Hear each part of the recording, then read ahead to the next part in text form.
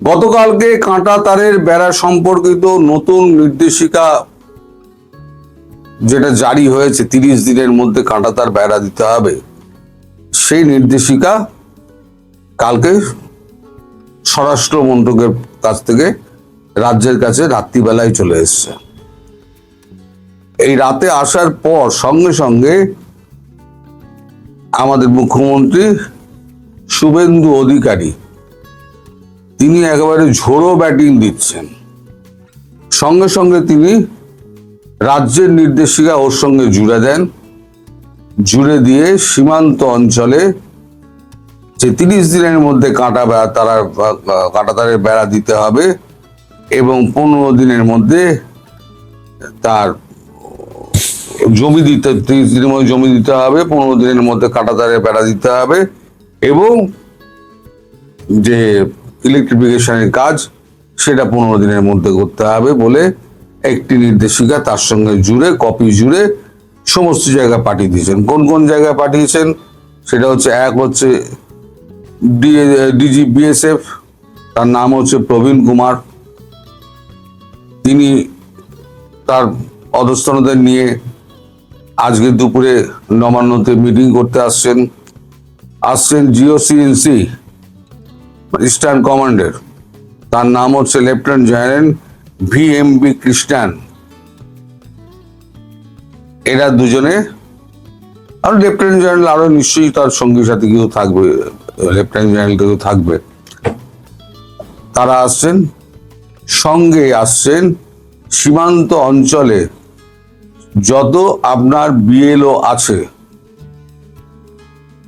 এই যে land officer যারা আছে, বিএলও আন্ডারে ল্যান্ড অফিসার যারা আছে, তাদেরকেও ডাকা হয়েছে।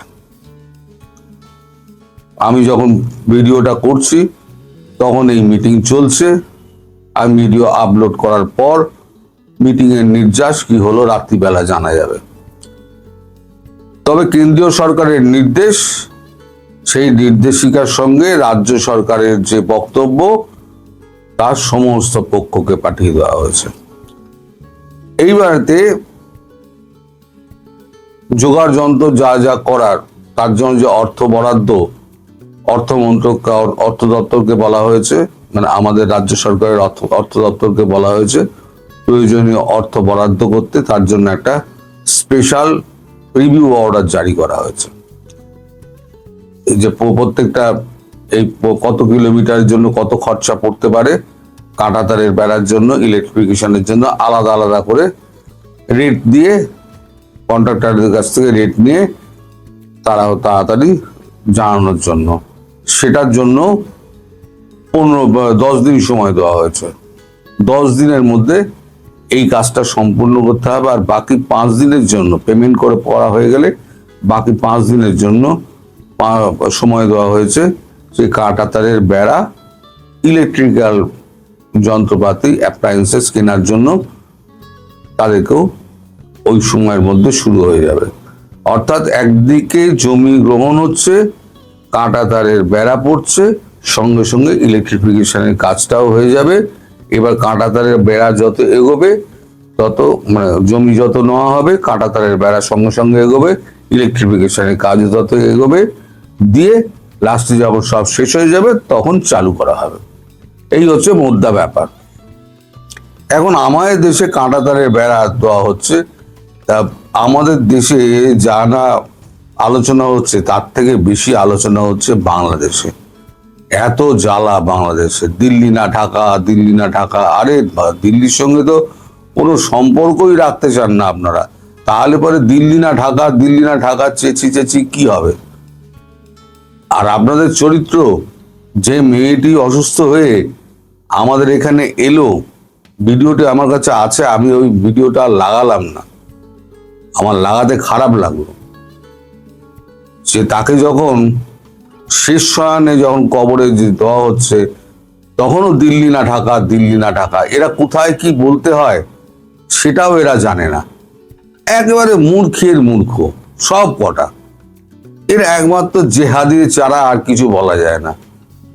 একটা মৃতদেহ, সে মেয়েটি মারা গেছে, সে যাই করুক না কেন, একটা মৃত মানুষের প্রতি সম্মানটুকু দেখানো আপনাদের সঙ্গে আমাদের এইখানে তফাৎ, বুঝেছেন?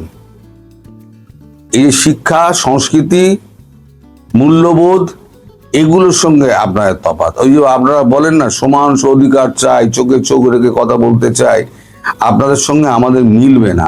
শিক্ষায় মিলবে না, সংস্কৃতিতে মিলবে না, কিছুতেই মিলবে না। আপনারা হচ্ছেন জেহাদি, আপনারা জেহাদ ছাড়া কিছু বোঝেন না। ওই যে আমি একদিন বলেছিলাম না, এই যে শার্টের রংটা কি, এক একজন এক এক রং বলবেন, সবাই মোটামুটি একই রকম বলবেন যে এই শার্টের রংটা এইটা। কিন্তু আমি যদি প্রশ্ন করি এই শার্টের রংটা আপনি এইটা জানলেন কি করে, তখন আপনি বলবেন যে আমি ছোটবেলা থেকে এই তো এই বাবা মার কাছে শিখেছি যে এই রংটা, এটার রং এই। তাহলে ব্যাপারটা হয়ে দাঁড়াচ্ছে কি, ওই মাদ্রাসাতে ছোটবেলা থেকে ওই ব্রেন ওয়াশটা করা হয়। ব্রেন ওয়াশ করে করে করে করে করে করে এদেরকে মাথার মধ্যে ঢুকিয়ে দেওয়া হয় যে জেহাদ করো, জেহাদ করলে নারায়ে তাকদীর করো, নারায়ে তাকদীর করলে আমরা গাজওয়ায়ে হিন্দ করতে পারবো এবং শহীদ হতে পারলে আমাদের জান্নাতে যেতে পারবো। এই সমস্ত ভুজুং ভাজাং দিয়ে এই জেনারেশনটাকে, পাকিস্তান নষ্ট হয়ে গেছে এই করে। আপনারা যেটুকু বাকি ছিলেন এই 2-2.5 বছরের মধ্যে আপনারা দেশটাকে আরো রসাতলে পাঠিয়ে দিচ্ছেন। আপনাদের একটা যুব সম্প্রদায় শেষ হয়ে গেছে, তরুণ সম্প্রদায় শেষ হয়ে গেছে, এবার যারা কিশোর আছে, বাচ্চা আছে, তাদেরও আপনারা শেষ করছেন। ফলে আগামী 50 বছর বাংলাদেশ যে শুধু অর্থনীতির দিক দিয়ে পেছালো না, পেছালো কোথায়, শিক্ষা, সংস্কৃতি, সমস্ত দিক দিয়ে পিছিয়ে গেল। আপনারা জেহাদ করে সারা পৃথিবীতে নিজেরা নিজেদেরকে, পৃথিবী, আমি অনেকদিন আগে বলেছিলাম পৃথিবী আপনাদের কাছে ছোট হয়ে আসছে, ছোট হয়ে যাবে দেখবেন। যখন ইউনূস বসেছিল তখন আমি বলেছিলাম আপনাদের এই জেহাদের রূপ দেখে আমি বলেছিলাম কেউ আপনাদের জায়গা দেবে না। আজকে লন্ডনের অবস্থা দেখুন, শ্বেতাঙ্গরা খেপে গেছে পুরো। সারা পৃথিবী জুড়ে রাইট উইং, শুধু আমাদের এখানে যে রাইট উইং জেগেছে তাই নয়, আমরা বুঝতে পেরেছি আমাদের ভয়টা কোথায়। আমাদের হিন্দু রাষ্ট্র গড়তে হবে, হিন্দুদের জাগতে হবে। আর যতই পৃথিবী ব্যাপী জার্মানি, ইটালি ভিটালি যত আছে সমস্ত কিছু এর সঙ্গে জড়িয়ে আছে। সবাই কিন্তু আস্তে আস্তে রাইট উইং এর দিকে যাচ্ছে, মানে মুসলিম খেদাও। এরা আমাদের দেশটাকে নষ্ট করতে এসছে। একসময় আপনাদের দয়া পরবশত হয়ে তারা আপনাদের দেশে জায়গা দিয়েছিল, তার মূল্য আপনারা রাখেননি। আপনারা সেখানে গিয়ে খেলাফত প্রতিষ্ঠা করার চেষ্টা করেছেন। আমি বলেছি না, আপনি গেছেন উন্নত জীবনের আশায়, সেখানে গিয়ে উন্নত জীবন যাপন করুন না। যদি খেলাফতই করতে হয় তাহলে বাংলাদেশ ছেড়ে, পাকিস্তান ছেড়ে আপনারা ওখানে গেলেন কেন? দেশেই তো খেলাফত স্থাপন করতে পারতেন। আর একটা জিনিস আপনাদের বলবো, 71-এর সঙ্গে 2026-এর মিল কোথায়? 71-এ ইন্দিরা গান্ধী কি করেছিলেন? ইন্দিরা গান্ধী সারা বিশ্ব ঘুরেছিলেন 71 সালে যুদ্ধের আগে। এত বড় কাণ্ড হচ্ছে, ট্রাম্প এবং জিনপিং এর সঙ্গে বৈঠক হচ্ছে, দুটো ষাঁড় যুদ্ধ করছে। মোদিজি কি ঘরে বসে আছেন? মোদিজি বেরিয়ে পড়েছেন বিশ্ব ভ্রমণে। কোথায় কোথায় যাচ্ছেন গুগল খুঁজে নেবেন, দেখতে পেয়ে যাবেন। ইতালিতে, শুধু ফ্রান্সে যাচ্ছেন না, ইটালিতে যখন যাবেন তখন মেলোনির ওখানে ফ্রান্সের প্রেসিডেন্ট সে একই সময় ভিজিট করতে যাচ্ছেন। ফলে ফ্রান্সের প্রেসিডেন্ট তার সঙ্গে ইমানুয়েল ম্যাক্রো, তার সঙ্গেও মোদিজির দেখা হয়ে যাবে। ফলে এই যে মোদি সর্বত্র, যে ইউরোপিয়ান ইউনিয়ন একই ট্রাম্পের উপর ক্ষেপে আছে বিভিন্ন কারণে, ব্রিটেন ক্ষেপে আছে। আর ব্রিটেন খ্যাপা মানে ইউরোপিয়ান ইউনিয়ন খ্যাপা, এটা কিন্তু জেনে রাখবেন। ব্রিটেন কিন্তু ইউরোপিয়ানের মধ্যে নেই, না থাকলেও ব্রিটেনের কিন্তু অনেকটা প্রভাব ইউরোপিয়ান ইউনিয়নের উপরে রয়ে গেছে। আর ব্রিটেন যেভাবে এবার রাইট উইং জেগে উঠছে, তাতে আপনারা খুব বেশি দিন আর কি ব্রিটেনে সুস্থিরভাবে থাকতে পারবেন না। তাহলে যাবেন কোথায় আপনারা? সারা পৃথিবী যদি আপনাদেরকে, মুসলিম দেশগুলো পর্যন্ত, আপনার 6টা যে উপসাগরীয় অঞ্চল দেশগুলো রয়েছে তারাও আপনাদের রাখতে চায় না, যাবেন কোথায়? আপনারা ব্রাত্য হয়ে গেছেন শুধু জেহাদ করে জেহাদ করে আর জেহাদ করে। তবে 71-এর সঙ্গে 26-এর মিলটা হচ্ছে এইটা, যে 71-ও ইন্দিরা গান্ধী ঘুরেছিলেন, 26-ও প্রধানমন্ত্রী নরেন্দ্র মোদী ঘুরছেন। এবার ঘুরছেন কেন? সে দুটো কারণ একসঙ্গে মিলিয়ে নিন, যে 71-এ ঘোরার পর কি হয়েছিল আর 26-এ ঘোরার পর কি হতে চলেছে, এটা আপনারা নিজেরা মনে মনে হিসেব কষুন।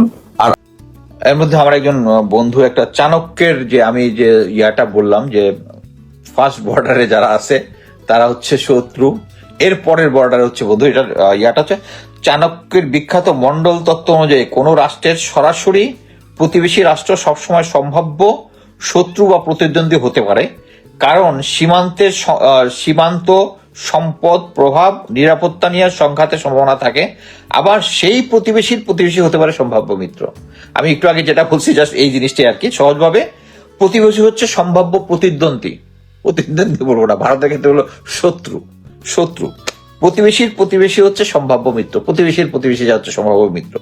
সো আমি মনে করি হচ্ছে যে এই ভারতীয় হেজিমনি যেটা আছে বিএনপির ভিতরে, এটার পক্ষে আমি মনে করি এখন জনমত গঠন করা খুবই জরুরি। আদারওয়াইজ এই পাকিস্তানের সাথে যে সহায়তা যেটা আছে, আমি ব্যক্তিগতভাবে মনে করি যে পাকিস্তানের যে JF-17 যেটা আছে, এটার চায়নার J-10C is a better version. But Pakistan আমাদেরকে নিজে থেকে যে হেল্পটা, এই যে একটা চুক্তি হওয়ার আগে আমাদেরকে দিয়ে দিয়েছে, কি বলে এটারে, সিমুলেটর দিয়েছে, it's a positive thing. JF-17 plus J-10C যে দুইটাই আসুক, আমি জানি না সরকার যে ডিসিশনটাই নেয়, মোট কথা হচ্ছে আমাদের যে চায়না এবং পাকিস্তানের সাথে যে understanding, this is a very good thing, very positive. But এই জিনিসটা ভারতপন্থীরা নষ্ট করার চেষ্টা করবে, এটাতে আমি নিশ্চিত। আমি মনে করি, আমি যেহেতু কোনো ডিপ্লোমেসি ফলো করি না কথা বলার মধ্যে, আমি ক্লিয়ারলি বলবো যে মাননীয় প্রধানমন্ত্রী যখন লন্ডনে ছিলেন তার আশেপাশে 4টা পান্ডা ছিল, এই পান্ডাগুলো এখনো আছে এবং এগুলোই হচ্ছে ভারতীয় হেজিমনি। এবং এদের সাথে এখন পর্যন্ত কেউ অ্যাকচুয়ালি ফাইট করে সবাই ঝরে পড়তেছে। এই জিনিসটা প্রধানমন্ত্রীকে বুঝতে হবে যে বাংলাদেশকে এখন টিকে থাকার জন্য একটা জিনিস বুঝতে হবে যে ভারতের ডিপ্লোমেসি ওয়ার্ল্ড ওয়াইড ফেইল্ড, পাকিস্তানের ডিপ্লোমেসি ইজ গ্রোয়িং, এবং বাংলাদেশের ইন্ডিয়ার সাথে যখন সবচেয়ে ভালো সম্পর্ক ছিল, তখনও ইন্ডিয়া আমাদেরকে শুধু শোষণ করে গেছে। তাই ওদের সাথে ভালো সম্পর্ক স্থাপন করে আমাদের কোনো ফিউচার নাই। আমাদের যদি ফিউচার না থাকে, বর্তমান প্রেক্ষিতে অনেকেই তখন আবার বলতো যে ওকে, আমরা যদি চায়নার দিকে ঝুঁকে যাই আমেরিকান আকর্ষ হবে। হ্যাঁ, আমেরিকান আকর্ষ হওয়ার একটা সুযোগ আছে, কিন্তু এই বর্তমান ইরান যুদ্ধের পরের বাস্তবতা হচ্ছে পাকিস্তান যেরকম ভাবে আমেরিকার সাথেও খাতির ভালো, চায়নার সাথে ভালো, এবং এই ডিপ্লোম্যাটিক ইয়াতে আমরা ঢুকে পাকিস্তানের সাথে ভালো সম্পর্ক এবং চায়নার সাথে ভালো সম্পর্ক রাখতে পারি।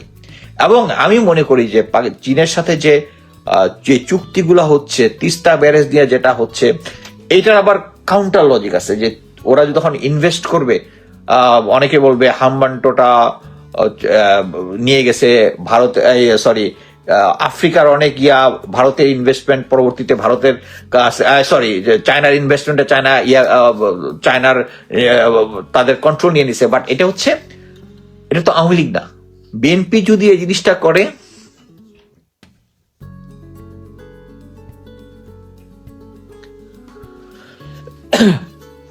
সো আমি যেটা মাঝখানে একটু আমি যেটা মনে করি যে এই যে ভারতের সাথে যে আমরা যদি এখন আন্ডারস্ট্যান্ডিং এ যাই যে কোনো সময়, এটা আমাদের কোনোভাবেই লাভ দিবে না। আমাদের সবচেয়ে ভালো সময়ও লাভ দেয় না, খারাপ সময় তো দিবে না। এবং আমি আজকে অ্যাকচুয়ালি আলাউল খন্দকার ভাই একজন এবিসি নিউজ, ওনার সাথে একটা ইয়াতে ছিলাম, টক শোতে ছিলাম। টক শোতে ডক্টর শওকত ভাই একজন এসেছিলেন, উনি অনেক আগের বিএনপি করতো তখন, মানে প্রেসিডেন্ট জিয়ার আমলে। উনি একটা কথা বললেন যে আপনারা সবাই জানেন যে কাদের সিদ্দিকী শেখ মুজিব হত্যার পরে একটা গ্রুপ নিয়ে ভারতে চলে গেছে। ভারতে চলে যাওয়ার পরে ওখান থেকে বাংলাদেশকে বিভিন্ন সময় ডিস্টার্ব করতো বর্ডার এলাকাতে, এবং ভারতের এটাকে সাপোর্ট দিত। প্রেসিডেন্ট জিয়া সরাসরি ইন্দিরা গান্ধীকে কথা বলেছেন, আপনি ওই টক শোটার লিঙ্কটা আমি পরে দিয়ে দিব, ফোন করে বলেছেন যে আপনি যদি এই কাদের সিদ্দিককে ফেরত না দেন, এই লোকগুলোকে ফেরত না দেন, তাহলে আমি, মানে উনি মিন করেছেন, এই ডিপ্লোম্যাটিক ওয়ার্ড সরাসরি হয় না, সেটা হচ্ছে উনি বলেছেন যে তাহলে তারাও উনিও কোনো ব্যবস্থা নেবেন। This is the right diplomacy, this is the right diplomacy, যে আমাদেরকে মুক্তিযুদ্ধের পরে যখন আমাদের সরকার গঠন হয়, শেখ মুজিবকে ভারত একটা জিনিস শিখাইছে, সেটা হচ্ছে friends to everyone, malice two নান। এটা পৃথিবীর কোনো দেশের পররাষ্ট্র নীতি হইতে পারে না। আপনাকে আগে বুঝতে হবে, শত্রু মিত্র ডিফাইন করতে হবে। এই friends to everyone, malice two naan actually আমেরিকার সিভিল ওয়ারের সময় ইউনিয়ন যারা ছিল, কনফেডারেট এবং ইউনিয়ন সরকার যখন তাদেরকে ডিফিট করলো, তখন এই নীতি হয়েছিল যে friends to everyone, malice two নান। মানে তারা বুঝতে পারছে আমরা একই দেশে ছিলাম, নিজেরা যুদ্ধ করছি, এখন দুইজনে মিলে দেশটাকে গড়বো। আমরা একটা, মানে পররাষ্ট্র নীতি হিসেবে পৃথিবীর কোনো দেশ এটা নিয়েছে এমন কোনো নজির নাই। সো ইন্ডিয়া আমাদেরকে দিয়েছে, এই জিনিসটা ইম্পোজ করেছে। এবং সবচেয়ে ডেঞ্জারাস সেটা হচ্ছে গত 50 বছরে যে সরকারই আসছে, আমি এর আগের বিএনপি সরকারকে তেমন কোনো এখানে পয়েন্ট দিব না, তারা ভারতের সাথে একটা আন্ডারস্ট্যান্ডিং এ গিয়েছে। বাট এইটা বুঝতে হবে যে প্রেসিডেন্ট জিয়া ছাড়া, যে এখানে ভারতের সাথে আন্ডারস্ট্যান্ডিং গেলে আমাদের কোনো ফায়দা নাই। ফায়দা কিসে হবে?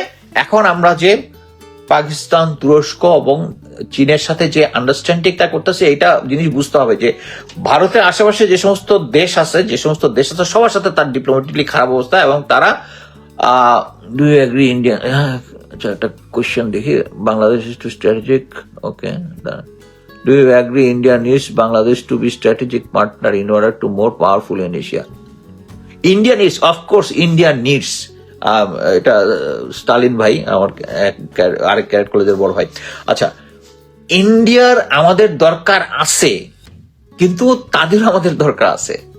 একটা জিনিস বুঝতে হবে যে তারা চেষ্টা করতেছে ইয়াতে যাওয়ার জন্য, কি বলে, সিকিউরিটি কাউন্সিলে তারা নিজেদেরকে অনেক পাওয়ারফুল মনে করে। একটা লোভ অ্যাকচুয়ালি আমেরিকা তাদেরকে দেখাইছে এই ভারতকে চায়নার এগেনস্টে ব্যবহার করার জন্য। বাট এটা এখন ক্লিয়ার যে America is not in good terms with India anymore. Bangladesh প্রশ্নে কিছু জায়গায় কম্প্রোমাইজ করেছে, কিন্তু এখন আমি যেটা বোঝা যাচ্ছি সেটা হচ্ছে বাংলাদেশের জন্য ভারতের সাথে সফল কূটনীতিকের কোনো সুযোগ নেই। কারণ তাদের সাথে আমরা সমস্ত কিছু করেছি, সমস্ত কিছু ভালো সম্পর্ক করেছি, কিন্তু আমাদের কোনো লাভ হয় নাই। সো এখন আমি যেটা বলবো সেটা হচ্ছে আমাদেরকে এই যে তারেক রহমানের বিএনপি নতুন সরকার যে সিচুয়েশনটা করতেছে, it is highly appreciated. Teesta barrage plus হচ্ছে চাইনিজ প্রেজেন্স, তুরস্কের সাথে ড্রোন, পাকিস্তানের সাথে আন্ডারস্ট্যান্ডিং। হ্যাঁ, পাকিস্তানের J-17 থেকে কিন্তু বেটার ভার্সন হচ্ছে J-10C, যেটা চায়নার। তো আমি মনে করি যে বাংলাদেশ, আমি যেটা শুনেছিলাম সেটা হচ্ছে JF-17 এবং J-10C দুইটাই যেহেতু কম্পিটেবল, এবং দুইটাই চাইনিজ ভার্সন, যে লেটেস্ট মিসাইল গুলো আছে, আমি নাম ভুলে গেছি, ইউজ করতে পারে। সো আমরা যদি এই আন্ডারস্ট্যান্ডিং এর মধ্যে যাই পাকিস্তানের সাথে, এটা আমাদের জন্য ভবিষ্যতে সুফল বয়ে আনবে। কারণ আমরা ওই ম্যালিস টু নানের মধ্যে আর যাব না, এবং ভারত হচ্ছে বাংলাদেশের, মানে তাদের প্রতিবেশীর প্রতিটা দেশের সাথে সে হেজিমনি করার চেষ্টা করছে। এবং লেটেস্ট উদাহরণ হচ্ছে নেপাল এই সিস্টেমটা থেকে তারা বেরিয়ে এসছে, এবং ক্লিয়ারলি আমরা কয়েকদিন আগে একটা ফটোকার্ড দেখেছি যে তাদের বালেন্দ্র যে প্রধানমন্ত্রী আছে উনি ক্লিয়ারলি বলে দিচ্ছে যে আমার সাথে কথা বললে মোদীকে আসতে হবে, কোনো সেক্রেটারি লেভেলের কারোর সাথে আমি করবো না। সো আন্তর্জাতিক পর্যায়ে প্রতিটা দেশের সম্মান হচ্ছে ইকুয়াল। একটা ছোট দেশ হইতে পারে, বড় দেশ হইতে পারে। সো ভারত যে সমস্ত জুজুর ভয় দেখায়, এবং আমি যেটা মনে করি যে পিলখানা হত্যাকাণ্ডের আগে বলেছিল, কি বলে জেনারেল মঈন আহমেদ, যে ভারত তাহলে নাকি অ্যাটাক করবে, করবে, এগুলো সবই হচ্ছে জুজুর ভয়। এবং এইটা করার জন্য বাংলাদেশ আর্মি, বাংলাদেশ এয়ারফোর্স, বাংলাদেশ নেভিকে তারা ক্রিপল করে রেখেছিল, যাতে আমাদের, এবং আমি জাস্ট কালকেই অ্যাকচুয়ালি আমাকে একজন, আমার কতগুলো ভিডিও ক্লিপ ভাইরাল আছে এই মুহূর্তে, যে ভারত কিভাবে আমাদের সেনাবাহিনীতে রিক্রুট করে। একজন অফিসার আমাকে রিং দিয়েছিল, রিং দিয়ে জানালো যে he is one of those, ভারতের ট্রেনিং এ গিয়েছিল, তাকে এইভাবে ইনফ্লুয়েন্স করা হয়েছে, ইনফ্লুয়েন্স করার চেষ্টা করছে।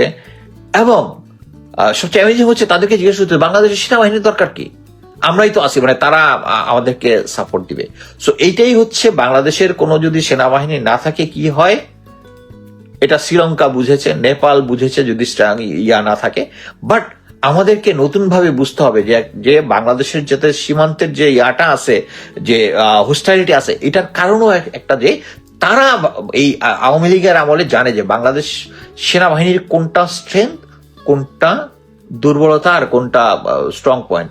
আমি যখন প্রথম প্যারা কমান্ডো সিও হিসেবে জয়েন করলাম, এরপরে আমরা আমাদের দেখলাম যে 1 মাসের মধ্যেই ইন্ডিয়ান একটা স্পেশাল ফোর্স টিম আসবে। এটা নিয়ে আমি অনেক বিস্তারিত লেগেছি যে আমাদের প্যারা কমান্ডো ব্যাটালিয়নের ভিতর থেকে ট্রেনিং করবে। আমি তো পুরো লস্ট হয়ে গিয়েছিলাম, এটা নিয়ে আমি কথাবার্তা বলেছিলাম। পরবর্তীতে দেখি যে ওরাও আসতেছে, আমরাও আসতেছি, এবং পরবর্তীতে পঙ্কজ শরণ, সে বোধহয় তখন ছিল, আমি পরবর্তীতে তখন ওসি এসি সিলেটে গেলাম, তখন বলতেছে যে স্পেশাল ফোর্সের সাথে হচ্ছে, এরপরে আর্টিলারির সাথে হবে,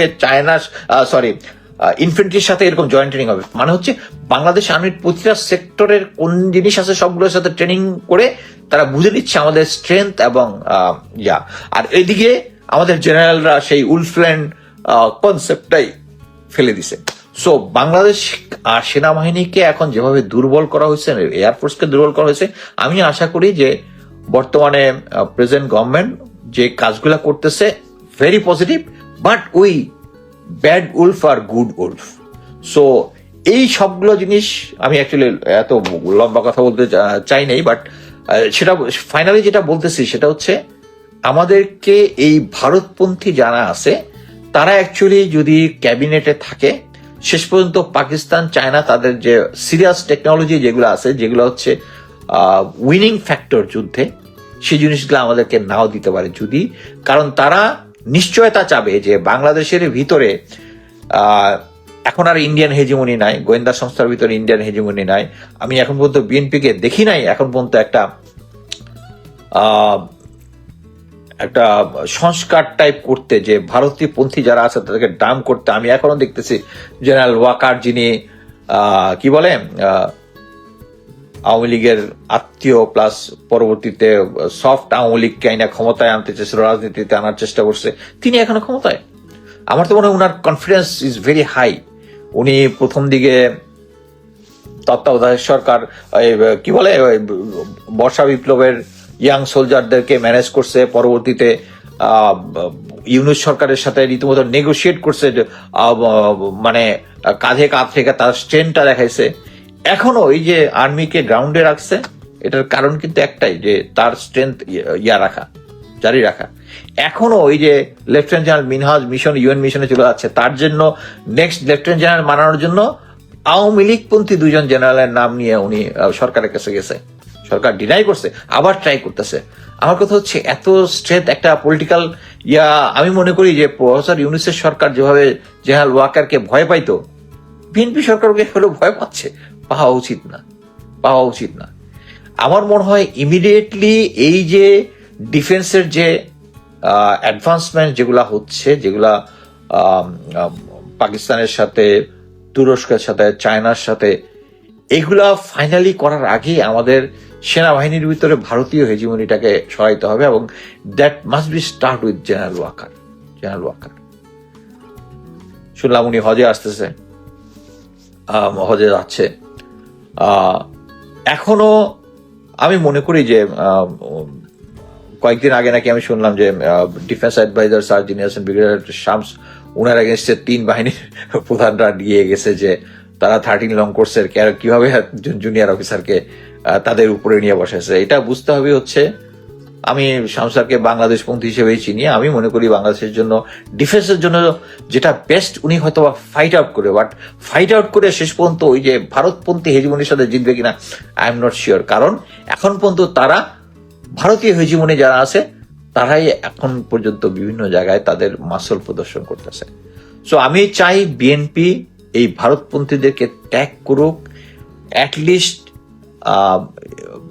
এই যে শিলং সালাউদ্দিনের একজন ডেপুটি দেখ, তাকে অল্টারনেটিভ প্রাইম মিনিস্টার বানানো হচ্ছে। অল্টারনেটিভ প্রাইম মিনিস্টার যে সে অ্যাবসেন্ট থাকলে, বাংলাদেশ ইতিহাসে আমি কখনো দেখি নাই যে প্রাইম মিনিস্টার অ্যাবসেন্ট থাকলে স্বরাষ্ট্রমন্ত্রী হবে, এটা আগের থেকে কেউ ঘোষণা দিচ্ছে। এখানে হয়েছে এই যে হেজিমনি, তা আমাদেরকে বিএনপিকে এই ইন্ডিয়ান হেজিমনি থেকে বেরিয়ে আসতে হবে। সিম্পল এবং জেনারেল ওয়াকারকে সহায়তা হবে, এটার কোনো